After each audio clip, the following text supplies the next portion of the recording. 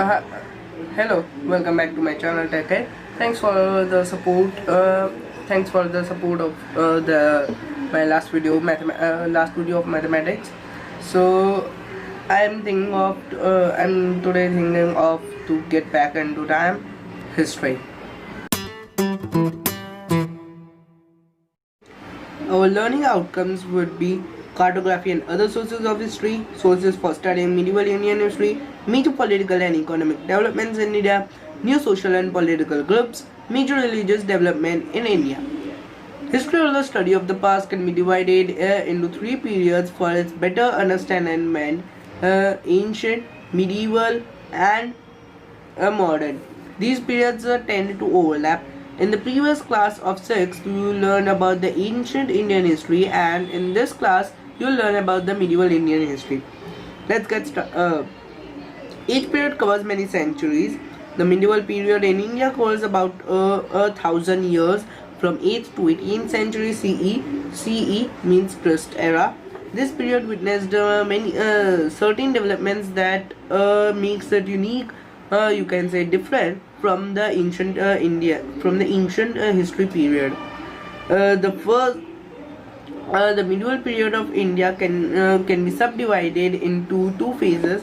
The early medieval period from 8th to 13th century, and the later medieval period 13th to 18th century CE. Knowing the geography of a region helps us understand its history better. We use maps to learn about the location and geographical features of a region. Cartography.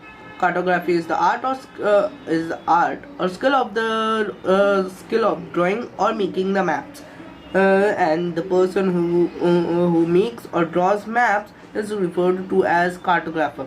In ancient India, the cartography was almost unknown. The growth of trade and expansion of empires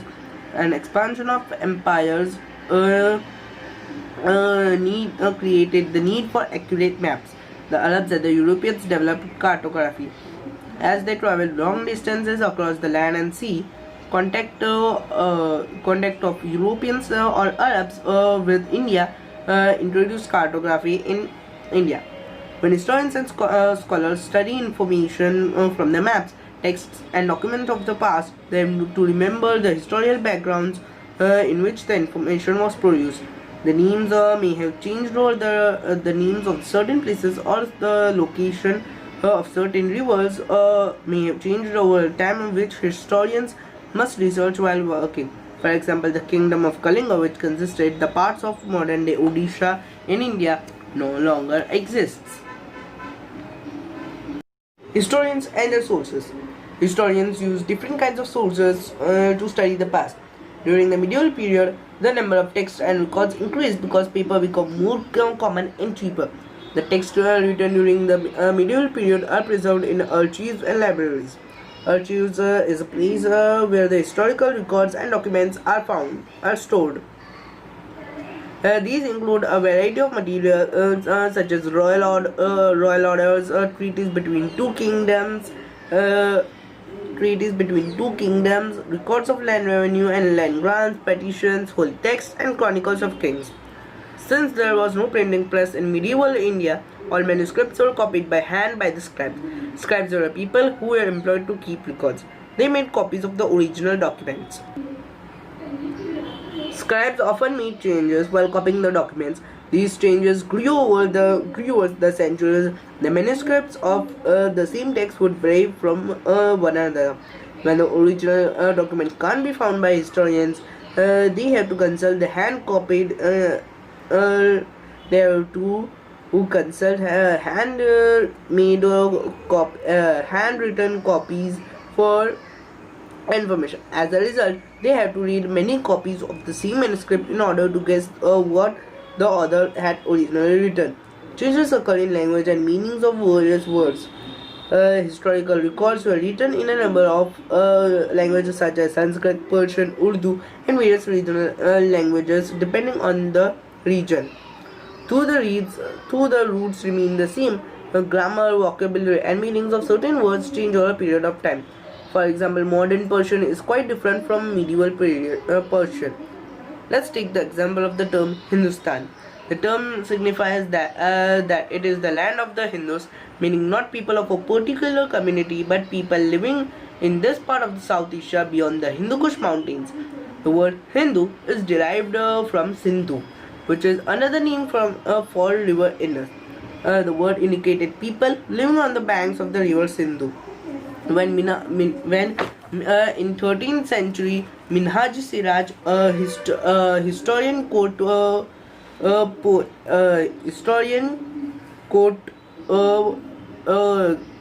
historian who wrote in Persian, used the term Hindustan.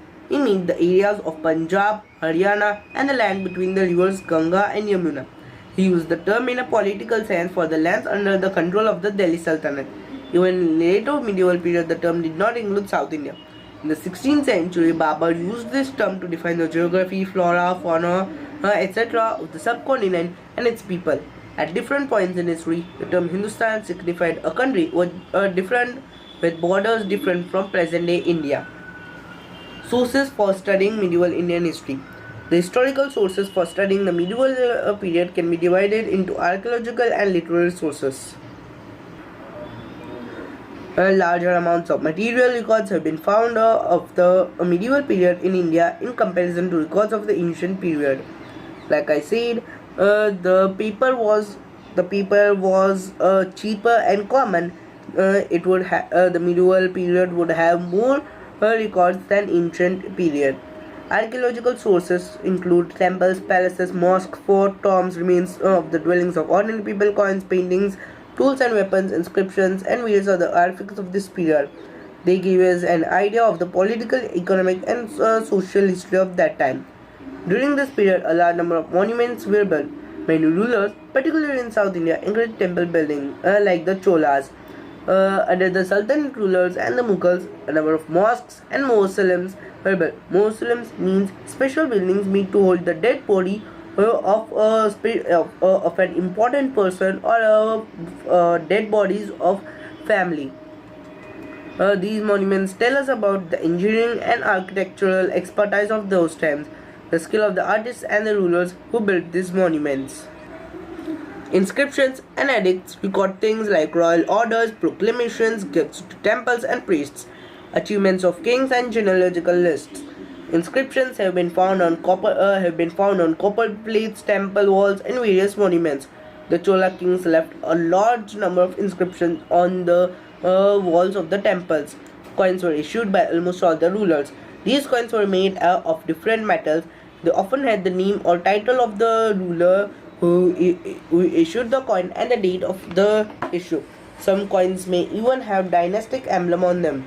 Dynastic emblem means the emblem of that dynasty. A number of coins in the medieval period have been found in India. During the reign of Alauddin Khalji, a book titled Drivya Pariksha was written. This book contains a detailed record of the coins minted during his reign and explains the importance of coins in an economy. Most of the monuments built by Hindu rulers were adorned with sculptures and paintings. The sculptures were mostly made of bronze, stone, or wood and were generally figures of gods, goddesses, kings, and queens. However, Islamic architecture did not feature life forms on the buildings and monuments. Their style of decoration was more geometric. In medieval paintings in both Islamic and non-Islamic styles featured many themes such as mythology and palace scenes. Many styles of miniature paintings evolved during this period. Literary sources. Since paper had become more easily available, we have a number of written accounts from the medieval period. Literary sources include chronicles by court historians, biographies, autobiographies, trialogues, farmans, and correspondence of the rulers and various court records. Travelogues means a movie, broadcast, speech, or piece of writing about travel. And chronicle means written records of events in order in which they happened. Among the early works of this period are Taqiq-i-Hind, written by Al-Biruni in Arabic, gives a detailed account of the Indian people and their religious customs and practices. Tarikh-i-Raja Tarangini by Kalhana in Sanskrit is a history of the kings of Kashmir of the Kashmir. Tariq-e-Firoz Shahi, written by Ziauddin Barani, describes the history of the Sultans of Delhi till the reign of Firoz Shah Tughlaq. Futuhat-e-Firoz Shahi by Firoz Shah Tughlaq and Babar-Nama by Babar provide an account of their time. The Akbar-Nama by Abul Fazl are some important works of the Sultanate and the Mughal period. Many foreign travelers visited India during this period. They left behind accounts of their journey and experiences in India. Some of them were Al-Biruni from Central Asia, Ibn Battuta from Morocco visited India during the rule of Tughlaqs, Marco Polo, Niccolo Conte and Niccolao Manucci from Italy, and Domingo Paes from Portugal. Major political developments in India. After the death of Harshavardhana, about whom you studied in your previous class 6, several regional kingdoms rose throughout the Indian subcontinent. They were constantly battling with each other over control of larger and richer territories. These kingdoms had their own languages and cultural characteristics which stopped them from unifying against external threats. Soon India was overrun by invasions and new empires were established. In the 13th century, the Turks and the Afghans ruled from Delhi. The rule is referred as to the Delhi Sultanate. In the 16th century, the Mughal dynasty founded by Babur succeeded the Delhi Sultanate. The Mughals came from Central Asia and they founded a vast empire in India. Under these Central Asian Turkish dynasties, India experienced the growth of a unique culture influenced by both Hindu and Islamic traditions, Sufism. Sufism. In the 18th century, the power of the Mughals declined and their empire was broken up into various regional kingdoms.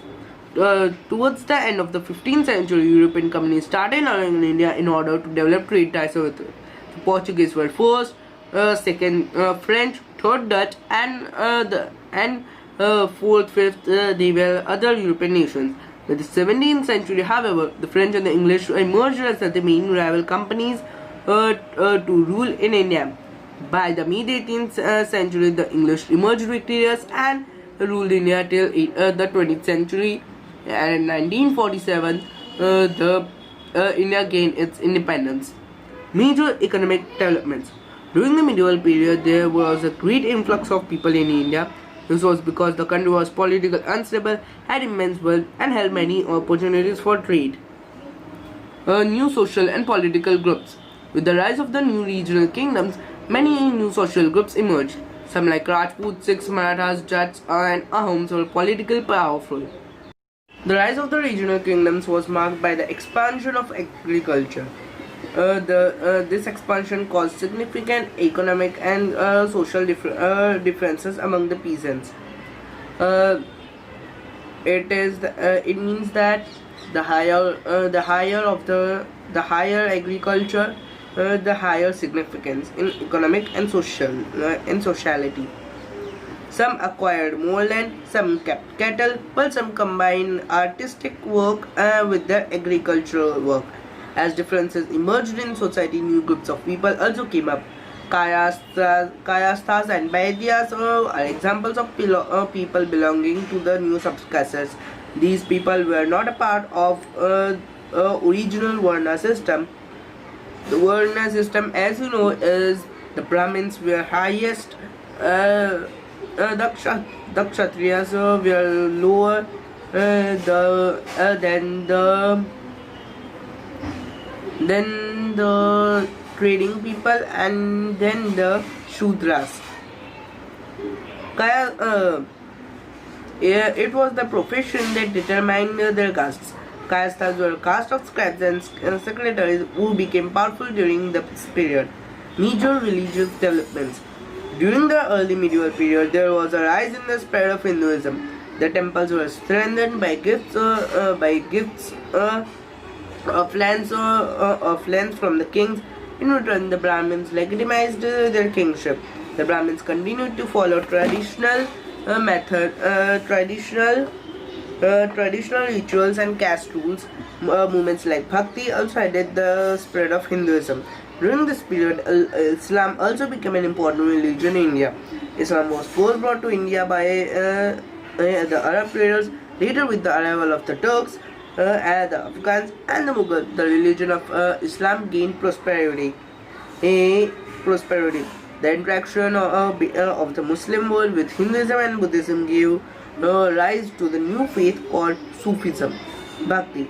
By this time, Buddhism and Jainism had become very ritualistic. They were not meeting the needs of the people. They forced the people to pay the amount which some can't afford. The Bhakti movement emerged as an alternative to them, Buddhism and Jainism. Bhakti means personal devotion to God. In Bhakti, there were no alternatives like priests, intermediary prayers, and or chants required for the purpose of worship. The Bhakti saints spread their ideas with the help of some of the emerging rulers. The rulers helped because they thought that aligning themselves with the popular religious movement would make their rule legitimate. Means that the saints would like that if they helped the Bhakti saints. Later on, the Bhakti saints will like Bhakti saints would spread their empire. Through the movement emerged in North India, it spread widely in South with the help of the Pallavas and the Pandyas. Islam. Islam is a monotheistic religion that means that they believe in only one God, Allah. The Quran is their holy book. Many rulers patronized Islam and some even adopted it with the arrival of the Muslim invaders. History of Islam. After the death of Prophet Muhammad, Islam split into two parts, the Shias and the Sunnis. The Ulamas, which means a body or a member of body of Muslim scholars or religious teachers. The religious theologians and jurists. Jurist means a person well versed in science of law. Were patronized by many Muslim rulers.